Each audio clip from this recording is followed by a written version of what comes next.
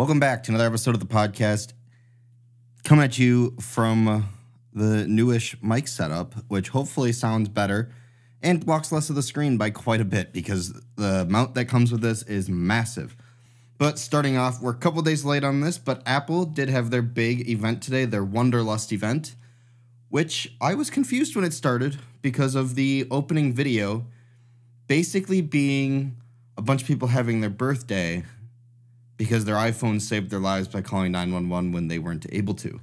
So Apple is clearly trying to differentiate themselves from the competition, or at least from past them, by caring more about you living than just being a phone. That's the direction that Apple has chosen to head, is basically health and safety, which is fascinating to see because there's so many other directions out there to go. They could be trying to experiment with foldables. They could be pushing AR, VR, and like your phone is your workhorse that you can do everything with and shows you how to fix things. There's so many different ways they could go, but they're choosing to push that on the iPhones at least.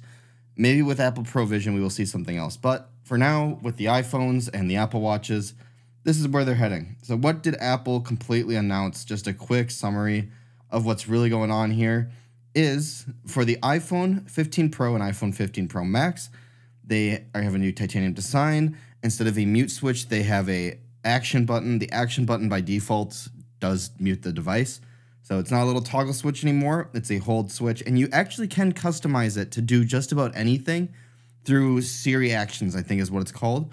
Or there's a bunch of other built-in ones. And we'll see if Apple lets other developers expand that in the future as well. But the new colors are black titanium, white titanium, blue titanium, and natural titanium. But no gold this year. The Pro Max now starts at 256 gigabytes of storage for $11.99. The 15 Pro is kind of wild with the new action button, like we said. But the titanium iPhone 15 Pro weighs 19 grams less than the 14 Pro. The 15 Pro is $100 cheaper in the UK last year than its equivalent models. And, you know, the iPhone 15 Pro models technically didn't really change that much. iPhone 15 Pro Max's 5x optical zoom lens enables up to 25x digital zoom, which is a first for Apple to want you to zoom that far intentionally. 15 Pro models will support Wi-Fi 6E. On top of, Apple adds Thread networking technology to the iPhone 15 Pro. Yeah, it's kind of wild what the 15 Pros are getting here this year, including Type-C. So we knew this was kind of coming with the EU pushing them. I was personally hoping for Apple to say a big FU and just say, you know, it's wireless charging. We're just going to release wireless charging. And to be honest, with how fast Apple's wireless charging charges at the moment, it pretty much would have been equivalent if they could match some Android phones to the 20 watts that they're limiting this to anyways. So if you didn't know, Type-C is a bunch of optional specs. So the iPhone 15 is actually kind of getting boned here. Well, the Pro will have a higher data transfer rate, which could be useful for people that shoot a ton of video with their phone. It actually won't charge any faster, which credit to Apple here. Part of this is probably because at the charging speed they allow, your battery will last you longer and will be better for that reason. But nonetheless, it sucks to see them kind of inhibiting the USB Type-C port. It's kind of like they want to just, this year the big change was you got the Type-C. And then next year, maybe they'll bump up the charging speed because Type-C can do that.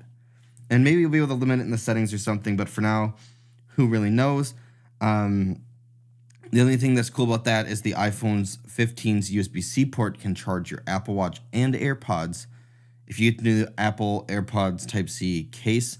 And there also is, that I didn't see mentioned anywhere, and maybe it is mentioned in this article a little later, but for the AirPods, they actually did get a case update. There's a different one now with a Type-C case.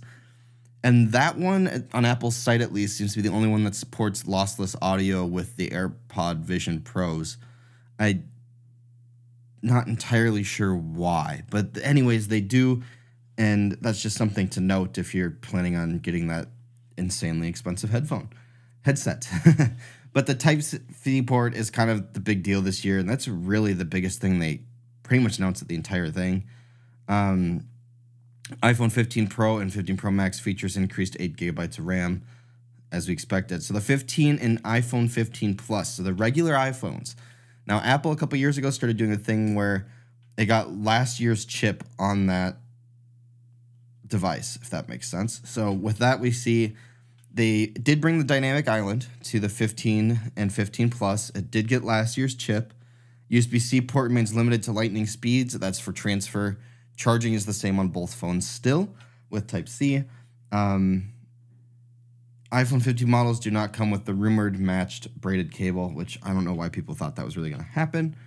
And the iPhone 15 models are still limited to 7.5 watts on Qi chargers. Fast charging has not been improved here, which kind of sucks. iPhone models also sold outside of the US will include a SIM card tray. So the 15 and 15 Plus finally lose the SIM card tray. So you will need to go digital if you do that. Apple Watch Series 9, what changed here?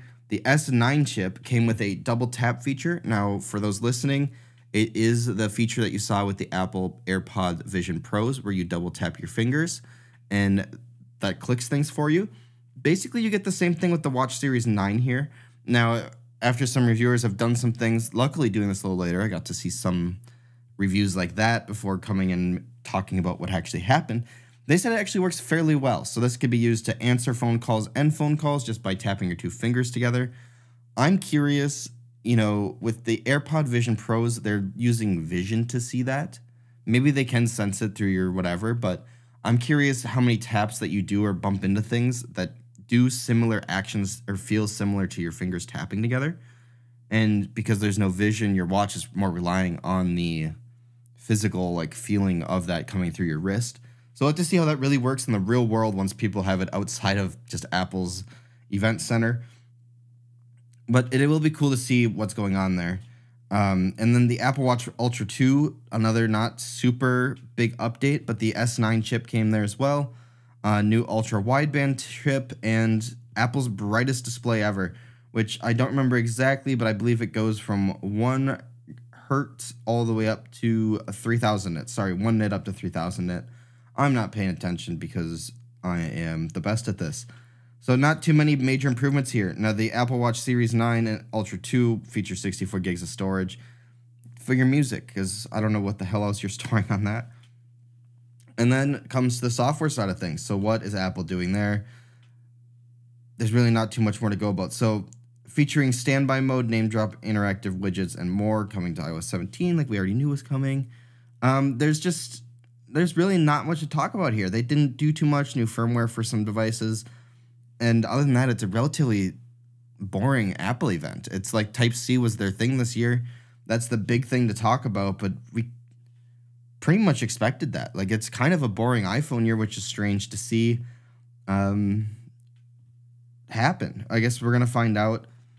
Next year, I would expect to maybe see some more change or something along those lines, but really, really a boring year for iPhones. And I think Apple's kind of hitting the limitation of what everyone else is hitting, which there's a limitation to how much you can change the devices at this point and keep the rectangle handheld thing. So another boring year of iPhones, but Type-C. So if you were holding off on an update until you can make sure all your devices charged with Type-C, you got that opportunity now because Apple has been forced to and chose to do it finally. So starting off with our next topic after all of that is bike tires made from NASA's bizarre shape-shifting metal are now available to buy. So if you want metal bike tires, we can't speak today very well. Now, the thing to note here is these airless metal tires are made from nitinol. I hope that's how you say that. Otherwise, that sounds weird. A shape memory alloy that stretches like rubber but is as strong as titanium. Now, kind of a warning here, this is a Kickstarter, but it's interesting to see this in the real world. So here's just a little video of it in action. It almost looks like this video here makes it look like a 3D printing filament, but that's actually a metal. And as you can see, it does things. Just a little bit of heat can go a long way, which also makes me wonder if you are biking on hot pavement, is that gonna be okay? But as you can see here, there's a video of those tires working in action. This could actually be really cool if you're somebody who just doesn't want to worry about flat tires but doesn't bike a ton. I don't know how well. Oh, these are nickel titanium. Oh, my bad. Anyways, I don't know how much this is really going to do here, but let's talk about what they cost. So now this is a crowdfunded Kickstarter campaign, so do what you want with that information. But there's risk that comes with that, and you're also looking at a pledge of $500 for a pair of blue or clear metal tires weighing 450 grams with the equivalent size of a 700 by 35C that are DIY easy install onto most common road or gravel bike rims. That's about 10x the price of good bike tires, which, with the prices exceeding $1,300 when opting for pre-assembled bundle, or that include aluminum ribs, or $2,300 if you prefer carbon fiber. Woo-hoo-hoo. Now, a deeper dive into this is the video here that we started to watch a little bit of. But despite their memory metal construction, so these butt tires will hold their shape but also give a little bit, thanks to an integrated all-weather tread that offers medium-low rolling resistance, according to the campaign. So again, Kickstarter. So take that into account. The tread is rated for up to 8,000 miles, with retreads priced at $10 per tire. The metal bicycle is said to offer a lightweight, smooth ride with superior handling and durability that can also increase traction compared to typical air-filled tires. It'll be interesting to see these get into the real world, but it's cool to see that this is what they talk about all the time with why do you want to go to space? Why do you want to do X? Why do you want to do Y? And this is one of the good reasons here. Now, I'm not saying this is going to be great, but getting technology like this that's meant for a place like Mars, like the Mars rover has, eventually trickles down to the actual population. Now, again, the price right now, still not awesome, but there's cool things it could be used for. I mean, eventually cars could be using, there's a lot of things that could use this, and it's finally trickling down to just regular Americans. And it'll be interesting to see these tires in action. I mean, here's just one of the NASA ones that they currently have. And it's a cool looking tire that gives on rocks and stuff. I wonder how helpful that'll be when you're biking for cracks. Like, are you going to feel everything? Like, how much shock give do these have? There's a lot of questions here. And with that, our next topic. Dbrands says you'll die before its new iPhone 15 Pro ghost case yellows. So clear cases, if you didn't know, if you buy a cheaper one especially, it will yellow over time from the sunlight. But Dbrand has a new $50 case called the Ghost Case for several flagship phones, including the new iPhones. Now, Dbrand says it's literally impossible for it to turn yellow, and while that's a tall claim, Dbrand insists that the matte black frames make it so. That case will start shipping in October. But you can pre-order them now if you're somebody that wants that. Now, Dbrand pins the anti-yellowing feature on a two-tone design. Now, it's a blend of materials, post-processing, most importantly, deliberate industrial design choices, which more on that later. Dbrand describes the case as grippy and the buttons as clicky and tactile. It claims it can withstand a 10-foot drop. The company's version for other phones too, the 14 Pro, Pixel 7, Galaxy S22, and S23 Ultra are also covered. So with that, now, how the company overcame an intrinsic yellowing issue with TPU, the flexible material that you would see most cases built out of, is by using multiple materials. And with that, let's just see if I can jump ahead in the article here. Now, polycarbonate makes up the rest, with TPU only for the opaque portions. So apparently that blend is supposed to be good. We'll find out. Just Dbrand saying you'll die before its case does. So that's just interesting to see put out there in the real world. Tesla Model 3. Couldn't do one of these without a Tesla article in here. And with that, yeah, if you want to see that there is actually a build difference to cars, look at how much better the Tesla roof held here than all of the other cars next to it. So talk all you want about how horrible panel gaps are and all of that, etc, etc, etc. But as you can see here, at least this person can have, if they were in their car, which nobody was, if they were though, at least they would have been, where is that? At least look at your head still, you're not dead. This guy's dead. You're not, because you bought a Tesla, which are apparently built to some insane standards, it turns out. And that is absolutely wild. I believe the article says it's a Model 3, but I'm pretty sure that's... Didn't the door say Y?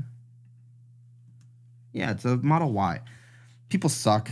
That's the takeaway. That was posted on X, but it's cool to see that a real-world strength test worked out for them. So a lot of rain caused a wall to collapse because that's what rain does to walls, in case you were wondering. And none of the other cars can claim the same things. Not that that car is salvageable and like you're going to go get it repaired and drive it around again, but you also didn't die. So that's, a big deal.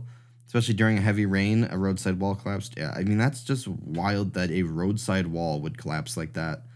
I mean, as you can see, the windscreen didn't hold up, but I don't know if I personally would have expected that. But look, like the person sitting here would have been just dandy. I mean, that's some incredible build quality.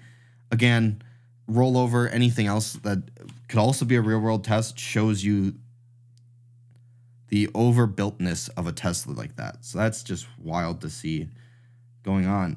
So next up, we have the GoPro Hero 12 was announced. I don't know about you guys, but GoPros have, especially in the last like 8, 4, 5, 3, 2, 1 years, kind of gotten boring to me. They kind of got to the point where the quality was pretty good for the size. And it didn't really, not that we don't need upgrades, but didn't feel necessary to like, for a little bit there, it felt like every year there was a good reason to upgrade your GoPro if you were a GoPro user. And it kind of gotten to the point where, probably since the 9, so like 3 years, the upgrades have kind of been minimal. Maybe the 8 even. There just hasn't been that many big upgrades to make it super worth it. Now, the new GoPro Hero 12 comes in at basically $400. Basically, there is actually some bigger upgrades this year, so there's that. Enabling up to 2 times longer runtime thanks to its redesigned power management system, HDR video in the market, leading 5.3K and 4K video resolution, support for Bluetooth audio devices, including Apple AirPods, improved Hypersmooth 6.0 video stabilization alongside a powerful new host of features to the camera. So, an exciting addition to the Hero 12's new capabilities is the Max Lens Mod 2.0, which enables the widest 177 field view at 4K at 60 frames per second, and the Max Lens Mod 2.0 can capture video and photos in 3 field of view settings: Max Wide, Max Super Wide, and the all-new hyper-immersive Max Hyper View, fully exploiting the sensor on the Hero 12 Black's camera, which is an 8x7 sensor, which enables perspectives that are 36% wider when capturing widescreen video and 48% taller. Basically, it got a little bit taller. So it's a 27 megapixel camera with some improved performance, especially in low light. We have up to 5.3K at 60 frames per second, 4K 120, and 2.7K 240, and Hypersmooth 6.0, front and rear LCD screens, Bluetooth audio connectivity and control, 33-foot waterproof housing without housing, and an 8 times slow motion video, a 1720 milliamp hour capacity rechargeable battery. So like I said, there's actually some cool features coming this year. There actually is GP log now, which is available with LUT control. So that's GoPro log footage. Basically this year, last year we got a sensor upgrade. I believe last year that was the big sensor update. And this year they've just kind of improved on that. And then they've added this Max Lens mod, which is pretty impressive. And 2 times longer runtime is actually pretty wild on a GoPro. I don't know what that actually brings the runtime up to. Does it mention it here? Okay, so up to 70 minutes of continuous recording at 5.3K 60 frames per second, which is the highest setting, which is absolutely wild that it can actually do that. Because let me tell you, for most people that use GoPros, if it gets you 30 minutes, that's probably plenty. You probably went up and down your snow hill like 4 or 5 times and wanted to record yourself snowboarding down the hill. And that was it great? No. Was it good enough for that use? Definitely, which is what GoPro has always marketed it at. But the quality has finally gotten so good that there's actual real world uses for this. Where I was, okay, a photographer me was downtown. Someone else was doing video at the event and was using literal GoPros so he could have like 50 angles of the event. Longer record time like this is massive for people that use them that way, and they're actually good enough to get away with that at this point, where if you really just need the angles and you're like, this isn't a main angle, but I need just another camera out there that I don't have to think about, this is kind of it. And especially if they double the if that is a real world performance, if you can get 70 minutes at the highest setting, most people probably only gonna use 4K anyways, which, is between basically probably around 120 minutes based on what this article says here. That is insane record time for that device, and that's a lot of footage to go through. So that's extremely awesome, and it's great to see that actually make it out there and like be a real thing. And then again, the log for those same people is awesome. The extra color grading. Most people, like I said, connect to their phone.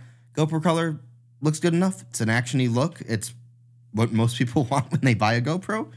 This is great, and it's good because GoPro is finally seeing a lot of competition in this feud with Insta360 and DJI with their new little dudes. I mean, the Insta360 one's pretty cool if you need a super small setting, but this is great to see competition finally hitting up here and forcing GoPro to add some cool stuff. I mean, they've had the lead for so long, and then when the challengers came, man, they came swinging.